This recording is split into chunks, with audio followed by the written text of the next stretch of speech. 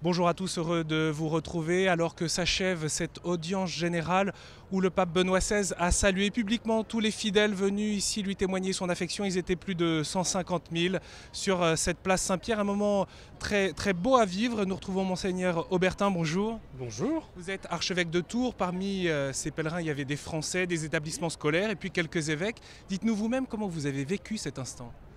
C'est un moment extrêmement fort, à la fois très simple et très émouvant.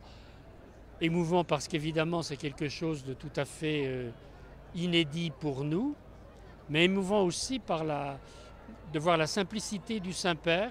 Puis ensuite il a fait une petite méditation, enfin une méditation sur ce qu'il avait ressenti lorsque il avait été élu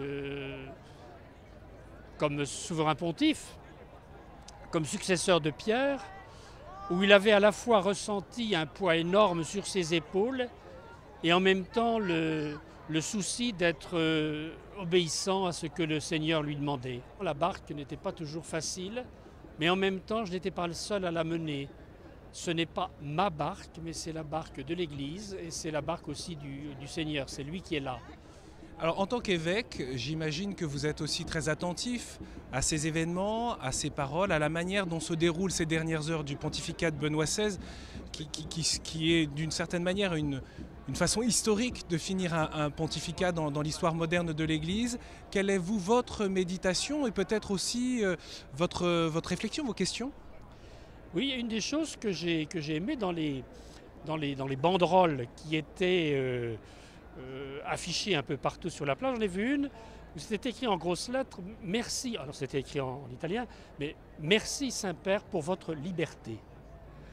Et je trouve que c'est effectivement très fort que ce message que donne le Saint-Père en disant j'ai pesé en conscience, j'ai prié, j'ai demandé au Seigneur de me faire connaître sa volonté et pour moi il est clair qu'il fallait que je remette cette charge à la charge d'un autre. Ça nous stimule tous encore une fois à la conversion. Il y a deux mots que le Saint-Père a prononcés au début de cette audience, ça a été le mot vérité et le mot charité.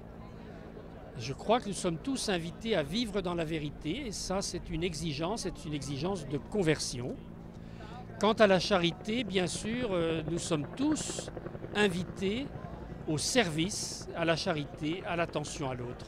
Et c'est un message important pour nous tous, pour nous évêques, avec une conversion à reprendre sans cesse, mais aussi pour tous les baptisés, apprendre à servir et à chercher la vérité dans le Christ.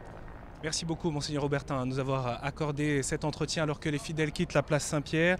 Le pape a dit ces paroles aussi: je n'abandonne pas la croix, mais je reste de façon nouvelle auprès du Seigneur. Cette audience générale, cette dernière audience générale du pape Benoît XVI, vous la retrouvez bien sûr sur le site de KTO, tout comme d'ailleurs demain les derniers moments du pontificat de Benoît XVI sur KTO et sur notre site internet.